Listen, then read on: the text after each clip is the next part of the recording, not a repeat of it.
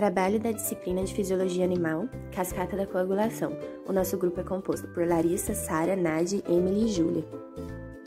Para compreendermos a cascata da coagulação, primeiro a gente precisa entender o que é hemostasia.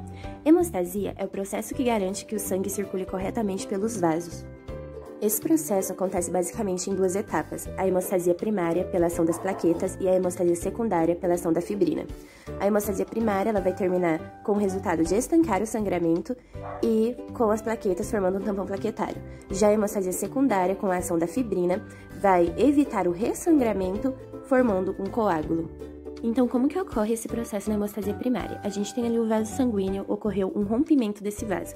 Quando esse vaso rompe e esse sangue começa a extravasar, esse sangue vai entrar em contato com substâncias da parede do vaso, que vai dar início a todo o processo.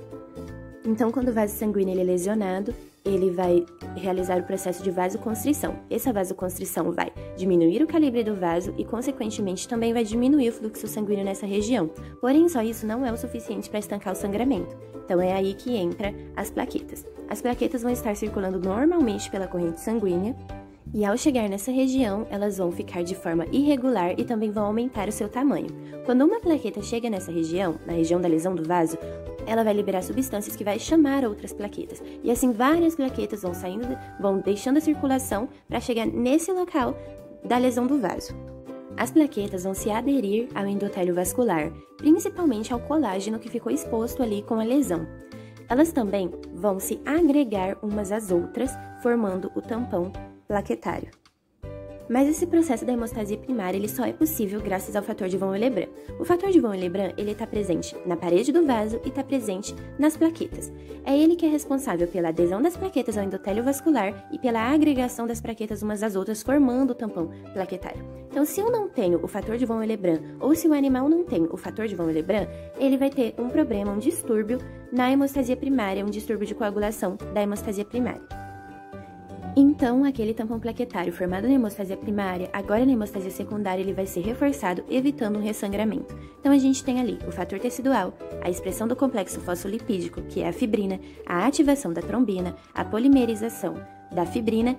A hemostasia secundária, ela depende dos fatores de coagulação para acontecer. Os fatores de coagulação, em sua maior parte, são produzidos no fígado. Eles estão ali circulando, normalmente na corrente sanguínea, mas eles necessitam do estímulo da lesão para serem ativados. Então, a cascata da coagulação. Por que ela tem esse nome cascata da coagulação? Porque ela forma um arranjo em cascata mesmo. Nada na coagulação sanguínea acontece de forma isolada. Um fator necessita do outro, um fator vai ativando o outro, formando essa organização em cascata. A cascata da coagulação ela ocorre por duas vias, a via intrínseca e a via extrínseca. Então, como que acontece aqui na via intrínseca? Ocorreu ali a lesão. Aquela lesão estimulou a ativação da calicreína, que é o fator da coagulação. A calicreína ativada, por sua vez, vai ativar o fator 12. O fator 12, então, vai se tornar fator 12 ativado, que, por sua vez, vai ativar o fator 11, que vai se converter em fator 11 ativado, que, na presença de cálcio e do fator 8, vai ativar o fator 10. Então, o fator 10 ativado, na presença de cálcio e do fator 5 ativado, em conjunto vão ativar o fator 2. O fator 2 é a protrombina. A protrombina ela é produzida no fígado e ela necessita da vitamina K. Então, na ausência de vitamina K, a protrombina não é produzida. A protrombina, que é o fator 2, quando ativada, se converte em trombina. A trombina, que é o fator 2 ativado, vai ativar o fator 1, que é o fibrinogênio.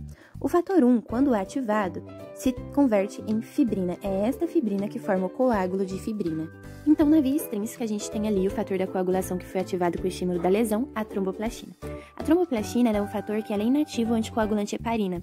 Então, a tromboplastina vai permitir que o sangue coagule. A tromboplastina, ela vai ativar o fator 7, que vai se converter em fator 7 ativado. O fator 7 também necessita da vitamina K. O fator 7, na presença de cálcio e do fator 5, vão juntos ativarem o fator 10. É aqui que a gente entra novamente na via comum. Então, o fator 10 vai ativar o fator 2, que é a protrombina. A trombina vai se converter em fator 2 ativado, que é a trombina, que vai ativar o fator 1, que é o fibrinogênio, que vai se converter em fator 1 ativado, que é a fibrina. Essa fibrina vai formar ali o coágulo de fibrina, finalizando o processo de cascata da coagulação, formando esse trombo, esse coágulo. Então se formou ali o coágulo. Porém, esse coágulo ele precisa ser eliminado para não obstruir ali a corrente sanguínea. Ele vai ser eliminado aos pouquinhos por meio do mecanismo fibrinolítico. Esse processo também pode ser chamado de hemostasia terciária, que é o final, terminando com a eliminação do coágulo. O que vai acontecer então? O plasminogênio ele vai se converter em plasmina. A plasmina ela tem a função de lisar a fibrina. Essa lise da fibrina vai resultar nos PDFs. O que são os PDFs? São os produtos da degradação da fibrina. Esses produtos são pequenos fragmentos do coágulo e eles vão ser eliminados pelos macrófagos. Então, depois que o coágulo é eliminado, termina todo o processo de coagulação sanguínea.